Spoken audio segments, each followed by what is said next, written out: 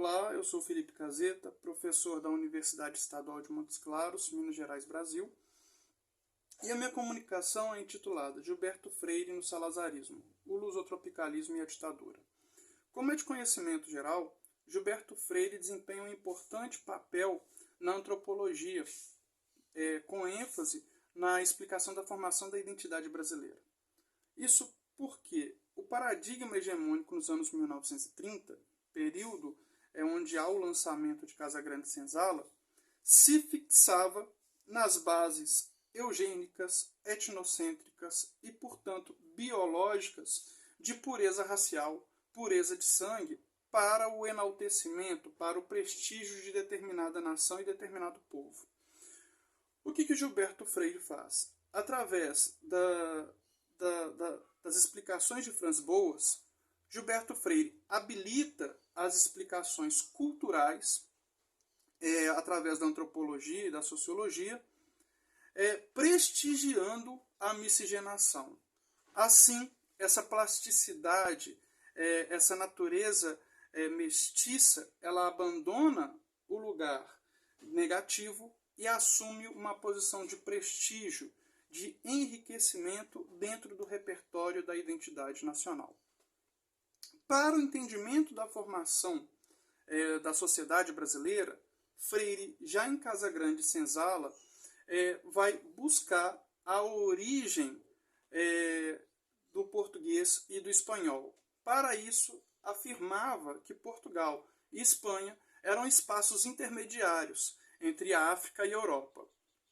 E, portanto, portugueses e espanhóis eram resultado do encontro interracial entre judeus, entre árabes, entre africanos, isso anterior ao século XV, das grandes navegações. Portanto, essas interações sociais, econômicas, culturais e mesmo sexuais vão contribuir, segundo Gilberto Freire, para uma vantajosa plasticidade na expansão portuguesa em detrimento da colonização anglo-saxã e da colonização protestante. Portanto, Gilberto Freire investia num cristocentrismo como mecanismo plástico de expansão e colonização dos nativos, porque havia um trânsito e uma troca entre portugueses e nativos, uma permeabilidade, ou, como Gilberto Freire mesmo afirmava, uma plasticidade de identidades, onde o português se transformava um pouco de nativo e o nativo se transformava português. Isso é, de acordo com Gilberto Freire, uma herança do patrimônio árabe do contato português, na própria formação da Península Ibérica. Por outro lado, Freire não ignorava a violência inerente ao processo de colonização, mas afirmava que essa violência era parte constituinte das interações. Desse modo, a oposição, e aí eu chamo a atenção para o próprio nome das obras de Gilberto Freire, Aventura e Rotina, Casagrande Senzala, Sobrados e Mucambos. E aí, voltando então, fechando esse parêntese, essa violência, esse contraste, não constituía um espaço de distanciamento. Pelo contrário, era um espaço de estreitamento de contato entre os divergentes. Então, para Freire, as diferenças vão contribuir e fortalecer as bases, as matrizes daquela sociedade. Como desdobramento dessa teoria, há a origem do lusotropicalismo. O termo é encontrado pela primeira vez, salvo melhor juízo, na obra de 1945, Brazil and Interpretation, traduzida e ampliada como Novo Mundo nos Trópicos. Porém, Freire ele não vai ter um trânsito muito facilitado na ditadura salazarista logo nos anos 1930, apesar do regime salazarista ter o seu florescimento no início dos anos 1930, com a formação do Estado Novo e da União Nacional, e as obras de Freire também. Isso porque, até o fim da Segunda Guerra Mundial, qualquer teoria que explicasse o patrimônio imaterial português através da plasticidade, da miscigenação, possuiria uma baixa adesão entre os membros da ditadura de Salazar. Por causa dessa representação do imperialismo, do etnocentrismo e principalmente da afinidade do regime salazarista com as forças do eixo.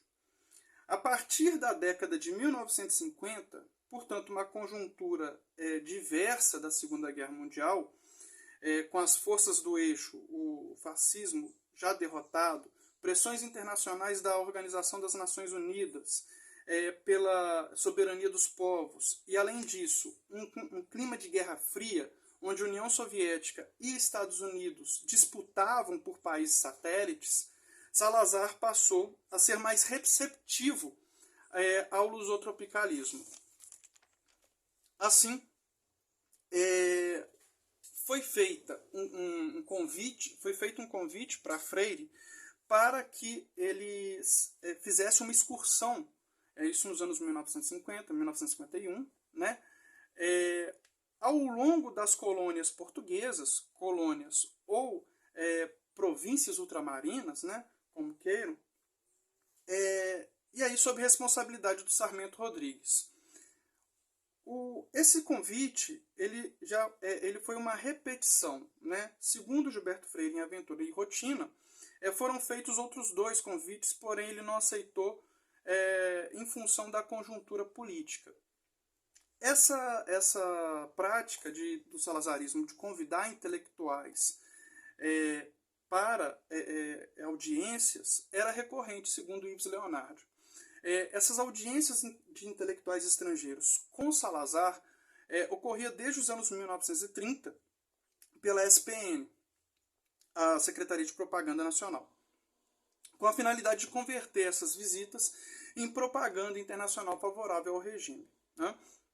Então, em termos práticos, essa viagem do Gilberto Freire foi utilizada pelo sociólogo como meio de confirmar a sua teoria lusotropical, e onde Portugal seria a matriz de civilização singular, avessa aos moldes da modernidade iluminista e do liberalismo individualista. Ou seja, o lusotropicalismo seria dotado de características próprias, ou seja, um prestígio do afeto em relação à formalidade, uma aversão ao liberalismo, ao individualismo e, de acordo com Freire, uma outra democracia que não essa política iliberal, uma democracia social, que posteriormente vai ser chamada de democracia racial, com fortes aspectos negativos, né?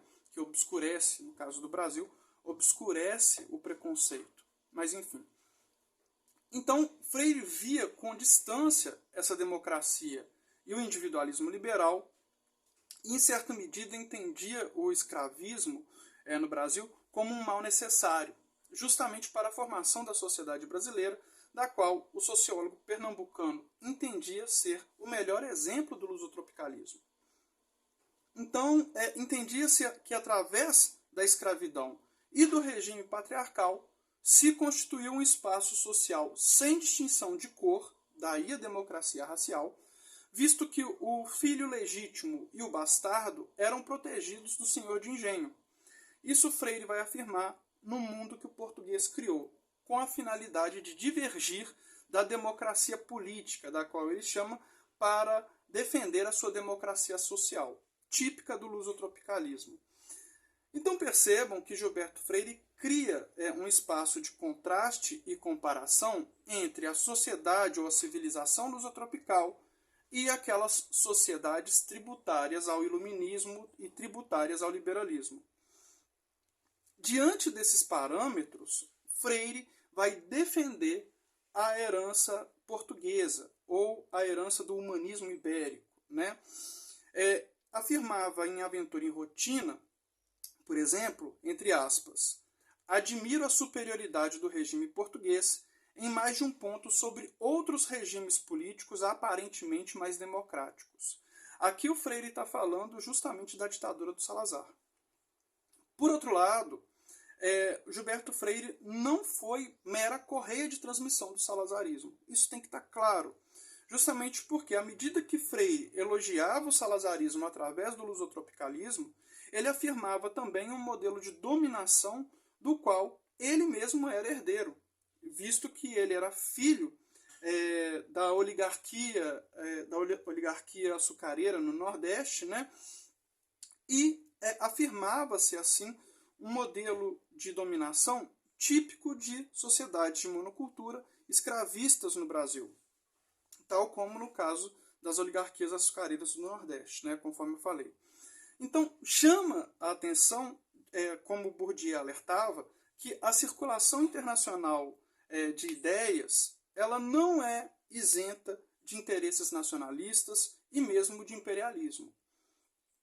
Então, no revestimento da tese do lusotropicalismo, o que se observa? É uma inspiração nas práticas patriarcais e do mandonismo que eram dominantes, apesar de já em decadência, na região onde a família do Gilberto Freire detinha o poder. Assim, já concluindo, comprovar a validade do lusotropicalismo para o mundo significava afirmar a eficácia e proceder com a atualização dos instrumentos de poder da oligarquia nordestina.